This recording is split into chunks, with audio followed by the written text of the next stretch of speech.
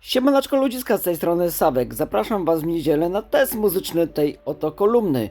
Wiem, że w pierwszym odcinku pokazałem tylko budowę i mówiłem, że drugi odcinek się pojawi, jak dokończam tą kolumnę, ale bardzo dużo ludzi czeka na test muzyczny, więc postanowiłem nagrać test muzyczny, później będzie dopiero resztę odcinka, jak dokończam kolumnę. Zapraszam Was w niedzielę na test muzyczny tego wspaniałego potwora. Ubierzcie słuchawki, bo to jest bardzo konieczne, by usłyszeć jakość dźwięku.